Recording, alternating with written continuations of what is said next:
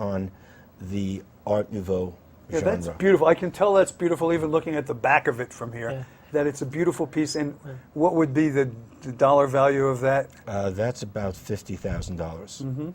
The first one that I sold, going back 40 years ago, I probably sold it for about $8,000. So the value Thought you hit a home run that day, a grand slam in the World Series. Absolutely correct. But that's what happens. So is there any piece that you ever had that someone came in and said, I'd like to sell you this piece, you looked at it, that you wish you bought that you didn't? No, you don't dream about stuff like that. That's pretty rare. We're very big buyers. Yeah. We buy an awful lot. We buy enough to fill our shelves at all times. If we feel something should have been bought, we usually buy it. Even if you have to pay a little more. We pay the price. Yeah. The success with every art dealer and every antique dealer that has great inventory, it's the dealer that stepped up to own it. Have you had, how often do you get someone who buys a $50,000 piece and then what am I doing, and they call up with buyer's remorse 3 days later? Has that happened in your business? Not much. No? We really try to give the customer both the education and the sort of emotional space to make a real decision while they're there. Also, sometimes they can't make a decision, so we send them a photograph and a memo, and they take some time, and it takes a few weeks. We're just not hard sell people. We want that. It has to be a win-win situation. And generally, buyer's remorse happens when it was a win-lose situation, and somebody feels either that they got pushed into it, or they overpaid, or some part of it didn't sit right with them, or that somebody was a little too slick. Yeah, one of the best salesmen I ever saw was a guy who showed me the thing, and then he said, you know what? It's a lot of money. Don't buy it now. Just go home. Call me in a couple of weeks. He didn't seem anxious at all. Yeah. Because one of the reasons was he knew it was a really good piece that was unique, and he knew if he didn't sell it to me, he'd sell it to the next guy. Correct. But that made it more appealing, I thought. Did you buy it? I did. Sweet. I Do you did. still like it? Yeah, I do. So there you go. Yeah, because I can't find another one. Exactly. Exactly. How about getting bad checks? Do you ever get a bad check in your business? Yes. What happens there? Tell us Once. the story. Once in the whole 40 years? Can you remember recently? I got one recently. Well, I want to hear this bad check stories. Well, this goes back to, I'd say, about 1978. Somebody came into the gallery that you could sense didn't belong in the gallery. But they were intent on buying something, and so they did. And they wrote the check with the tax for $136. But who says we remember? And the check bounced. And we laughed. You should save it as a We souvenir. laughed because we had already been in business for approximately 7 or 8 years. And at that time, we never had a bad And they check. took the piece out, so it was gone. Yeah. What was your bad check story? It's really interesting. You were talking about security and things getting stolen. Whenever things get a little too quiet in a family business and you start to get a little bit desperate, that's when you open up the energy for something bad to come in. Not to sound too astral, but we are in Colorado, in Aspen, I think people understand what I mean. So right around when the Russians were defaulting on their foreign debt, back, 10, 12 years ago, a guy walked in, he didn't speak much English, and he was looking at the jewelry, and he picked something out, and it was around $6,000, and he negotiated with me, and he gave me a credit card, and the credit card didn't work. And the first thing I should have said was, thank you, and I took the piece of jewelry back, but I wanted to make it work, He was the one customer that I'd had up to that point that day who was buying. So I took a check from him, and he gave me his ID. His driver's license matched the check. The address on the driver's license matched the check. It wasn't that you were a total schmuck. I wasn't a total schmuck. I was only a partial schmuck. Okay. So the check bounces, and I realized that the address that he had was a P.O. box.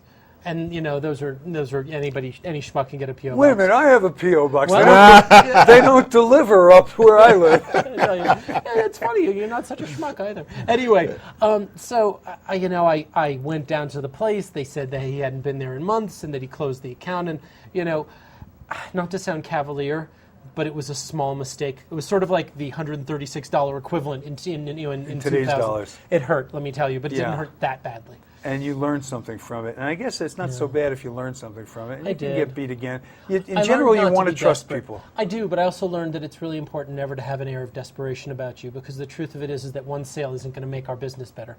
It's about creating a wave of positive things. And so I'm never that desperate to make a sale anymore. Good. So is there anything about your business that you don't like? Because Absolutely. everybody has something in their business that they don't like. Great. The guy who's like, a movie star, there's something about the business. What don't you like about your business? You want to start? Well, you're probably going to say the same thing. We always have to be there. It doesn't run without us. We got to be there. It's a small business, and in order to make it work, you need one of the chiefs to be there. At least. And at least, you're right, it usually is two of us. And we're a 6-day-a-week business. When we do shows... You're retail. It's a business. You That's got to right. be there. When we do shows, we that's work it. 7 days a week. And That's really the only thing that I mind about it. Everything else is fun. I always taught my doctors, there's an old Chinese proverb that says that the most important fertilizer is the shadow of the farmer. And if you're not there, it's amazing what can go wrong. Isn't it? It is amazing. And also, none of your surrogate employees have the ability to intelligently discuss not just the history of the piece, because they may know a little bit, but the details, but also to discuss the price as an art. Well, I have more faith in Yeah. our. I We more have good faith in our employees. building. Well, we're That you give them, you authorize them absolutely. within a spectrum. People have latitude. Look, I got riffled for a $6,000 ring, like I told you about. Did my father yell and scream at me? No. So that's about as bad as it can get. You know. Yeah. I really believe that there are things that Larry does better than anybody. And that's what he What's should your be spending specialty, his Larry? time What would doing. you say? Well, you give Larry Oh a my God. compliment. Oh, there's so much he does well. Besides all the technology and running the business and dealing with all of our contractors and the furniture making, he's the best salesman that God has ever made. I think that Really? he's That's a beautiful probably the compliment. Thank very you. best. Oh, he's amazing. And my And dad, what are the secrets? has What's his the skills, secret for people who are out there in other disciplines? Are there uniform themes that tie together success in sales? Oh, What yeah. makes a good It's salesman? all the same. it really is to describe the object or the article a person is interested in purchasing.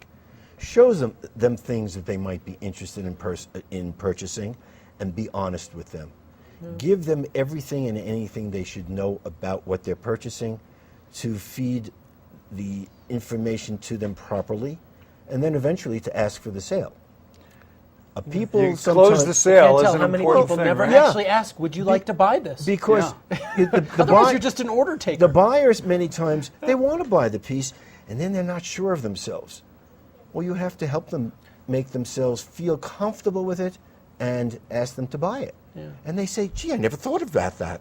It sounds so obvious I and think I intuitive, will. but it's not. It's so Right, it obvious. is not. What's the Ask- classic car salesman thing is you have to get to the point, would you like it in blue or silver? Right. Exactly. So that the choice is made that they're going to buy it. Exactly. Just do you want it shipped FedEx or UPS? And also, though, I think it's really important